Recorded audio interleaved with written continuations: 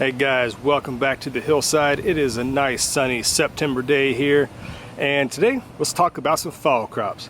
So every spring everybody gets in the mad rush. We're going to the store buying plants, we're starting our seeds, we're getting the spring fever, trying to get stuff in the ground as soon as possible. Tons of energy and enthusiasm hits the early spring season. But for me, what I really get excited for is fall crops and fall gardening. There's some reasons for that. One, insect pressure is lower. It's not nearly as hot. At least where I live, the humidity drops dramatically. And, well, honestly, the crops you can grow are pretty awesome. And with some cold weather protection, you can keep them growing well past frost. So if you've never tried to grow a fall crop or tried to extend the season, you're in the right place. So I'm going to give you some tips and show you what I have growing here in my raised beds and over in my pallet garden, where I'll show you how to plant some fall crops late in the season. Alright guys, so zooming in right here, these are some 7-top turnips, which are a great dual purpose crop, as you can eat the greens, which are awesome, sauteed with some bacon grease or onions or something like that. It's really good. If you've never tried that before, it's awesome. But yeah, also the bulbs, which have not yet started to swell yet, as you can kind of see right in there at the bottom, there's really nothing to note of a swelling of the bulb just yet. So what some people can do, or what I tend to do sometimes, is I'll overplant my turnip greens and go ahead and harvest the entire plant a little bit young. That way it saves the plants that are next to it or are able to bulb up, so you're getting multiple uses out of a limited space if all you have is a raised bed or something like that. Moving over here, this is an experiment this year I'm trying. These are some carrots. I believe these are purple carrots. I forget the exact variety. I believe they're purple carrots, but they had some insect damage going on, so I moved them to over here underneath the deer netting, if you can't see in the raised bed. But they're doing okay, and then it's just an experiment. But yeah, definitely carrots can be grown in containers, obviously in raised beds, or they'll do just fine. That nice loose soil, they'll do just great. So right here, this is just your regular Italian flat leaf parsley, which was grown from seed and planted this summer. I think I harvested it completely twice, where I cut it all the way back to the ground, and it sprouted back. With this cool weather, it's taken off. It's actually putting on new growth, some nice dark green leaves right there. If you've never used fresh parsley, it's something else. You definitely need to use it. You can chop it up and freeze it and use it all winter long. Looking over here, we have some, these are actually Japanese bunching onions. The Hishiko, I believe the exact variety they are. And what happens, guys, is you can harvest the green onion there at the bottom, and as you do, the plant's going to start putting off more and more shoots, and so it's going to keep spreading, or quote bunching. So it's more or less a scallion or a green onion that you can repeatedly harvest that is going to perennialize in your climate. If it's zone 5 or 6 or below, I think anything colder than that, maybe 5 and above, it might be hit or miss whether it does or does not over winter and stay around. But nonetheless, you can harvest it as an annual if you like and dig them all up. That's just fine as well. All right, now checking this out over here. This is green ice leaf lettuce, and it's not doing nearly as good as the collards are doing. Collards, well, the collards another part of the garden, but the turnips, sorry, right in front of you. But there you go, some nice lettuce. And mixing in right here, you can kind of see, I think this was a giant red leaf mustard, and I think it just had kind of ran out of space for it, and there was a little dead spot here in the row of leaf lettuce right down there. So right here is actually a giant red leafed mustard. So yeah, just put plants wherever you can. You don't need to be worried about keeping everything so perfect. It's a fall garden. Just put stuff where it's going to grow. It'll be just fine. You don't lose any points, you know what I mean? So everyone worries too much about making it too neat, too orderly, and that's just fine. Now I'll show you my other bed over here, which is the complete opposite of neat and orderly, and show you what's possible whenever you just put plants randomly as you see fit. All right, so next door in this raised bed, this is the complete opposite of orderly, manicured, or even any kind of order whatsoever. This just kind of happened. I just threw some stuff together. This was supposed to be just a cover crop, and I was going to do some stuff and just try to build the soil up. Then of course I ran out of space to put things, so I started throwing plants everywhere in no particular order. And here's the Ruby Red Streaks Mizuna. It's also mustard green, Japanese mustard. It's really great, has a really spicy flavor. Eat it, I wouldn't eat all of it, but you can put a few leaves in a salad, it'd be fine. It might be a little too pungent to eat by itself unless you cook it down which is just fine. Everyone has different tastes. For me, it's a little too strong just to go eating all by itself. And as you see in here, there's a carrot that came up from, these are planted from seed. This turnip back in here, you can kind of tell, is starting to have a little bit of a bulbing up on it, as these were planted a little bit earlier than the ones next door, but are not doing quite as well because this soil is kind of being rebuilt. And if you see this right here, yep, that's a potato. Didn't plant it. There were potatoes planted here in the spring, which were harvested, so apparently I missed one. And well, it's growing a potato, so there you go. That's gonna happen sometimes when you grow potatoes, but that's okay. It's a free bonus plant, and I'm not worried about it at all because you don't have to be perfect, okay? There's some grass growing through the straw mulch there. That's always fun. But over here we got some heading. This is some I forget the exact name. This is a French heirloom heading lettuce, like a romaine lettuce. It's awesome. It's very mild taste. It doesn't have a lot of bitterness to it, which is awesome. Those actually might be ready to harvest now if you want a smaller head, or let it go, or you know, you might harvest one, let the other ones get bigger.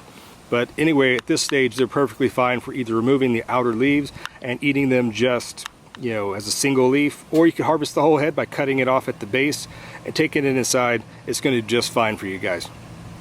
Once again, I have a potato right on cue in the middle of my lettuce. That was not planned. And if you can see that right there, another potato coming up behind the lettuce as well. Right there, you may or may not be able to tell. I can zoom in a little bit right there. Those are some radishes coming up from seed I put down. Some more carrots in the back, which were deliberately planted. They're doing better than the ones in the container, so there's that.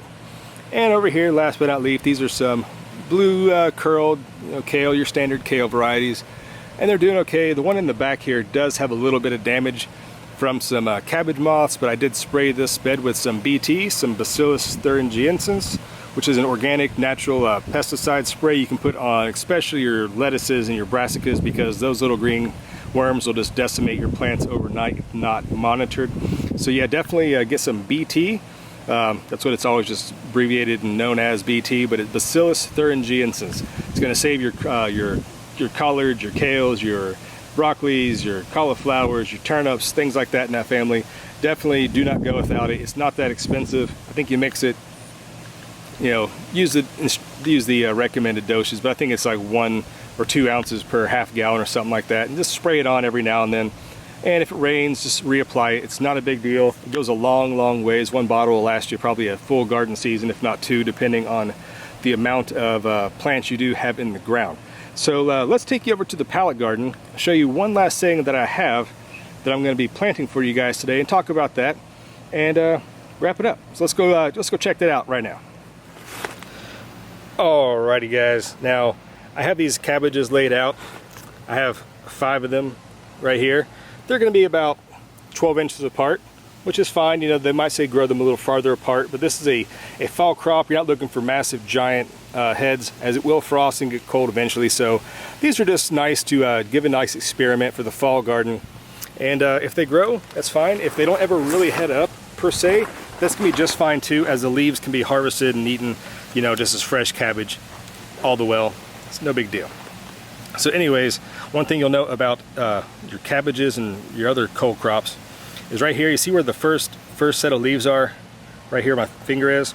That's the depth you want to plant these, okay? You don't want to plant it at the soil level like this. You always want to plant them deeper. Brassicas are one of the few crops that like a heavier soil, as it actually helps them anchor in and keeps them propped up.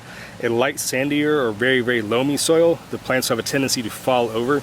So by doing planting a little bit deeper, it does help them stabilize better, especially if you look at a broccoli or cauliflower. It's a very top-heavy crop, and so is cabbage for that matter. They could weigh 2 to 3 pounds sometimes, right? So that's not going to be held up by just a little stem like this. Give it all the support it can by planting it up here this deep. So it's really simple, guys, especially with plants like this. You already have your little hill worked up here. Just make a little hole like you always do. You know what this is, guys. So anyhow, make sure you plant this nice and deep, nice, firm, and then you're just going to firm it up around it, right? Keep firming it right up to those first sets of leaves. I even like to say this leaf here is a little discolored and yellow. Just go ahead and pinch it off. It's not going to help you out anyways. You can bury it right up there like that. So right here, see right there, the growing tip is not completely buried, but it is planted very deep, okay? And don't worry about it too much, because as it grows and you water it, it's gonna kind of wash some of that off the crown there. What you don't wanna do is bury it like up here, where you're gonna really bury the actual growing tip, which is right here. Okay, so there you go, guys. It's a little tutorial on just throwing your late season cabbages in, how to grow some nice, awesome fall crops.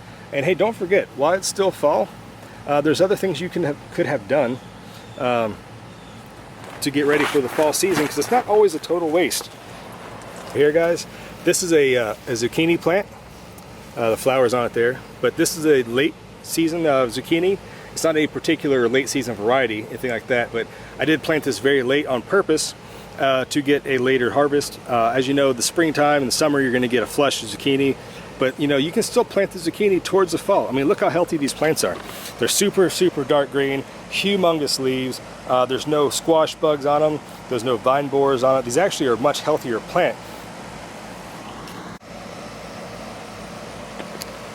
Yep, so these guys are a much healthier plant. They don't have any of the signs of the squash bugs or the vine borers, anything like that you typically are going to get more in the summer and spring under the intense hot growing season. So yeah, try growing a late season zucchini crop. You might actually be surprised at how well they'll do. And looking over here, this is a very late season tomatoes I planted. These are the Campari tomatoes, the kind you get at the store. You buy a little bunch of them at the store for, you know, 3 or 4 in a little cluster right there. But this is a late season tomato. I've been having a little bit of trouble with late blight, but you know, all in all, it's not doing too bad. Like you can see, this leaf here has got some blight on it. That needs to be cut off, as well as that one right there. And that's caused by a fungus in the soil that's going to splash up and spread onto your crops there. Not a good thing for them, but you know, it's okay. Life goes on. This is a kind of an experiment to get to the last little push of tomatoes. And the final thing I'll show you right here is I grew these in the spring. You can definitely grow sugar snap peas in the fall. This is the Sweet Ann variety. I recommended it before. It's amazing. I like to get it just a little bit more along before I harvest it. But yeah, these nice, these old tomato cages make awesome trellises for growing your sugar snap peas. Can't get enough. They're really, really, really good. Hopefully get enough this fall that I can actually freeze some, save them for the winter, but I know it's not going to happen because I'm going to eat every one of them because they're just so awesome and delicious. So there you go, guys, from the hillside. This is a little fall cropping advice, a little how-to on the cabbage planting, some advice on spraying the crops with Bacillus thuringiensis, and just enjoying the garden and loving the sunshine. All right, guys, so from the hillside, if you liked what you've seen, go ahead and give it a subscription, thumbs up, maybe leave some nice comments down below. Tell me what you're growing this fall in your fall garden. All right, guys, we'll catch you next time here up on the hillside. Bye-bye.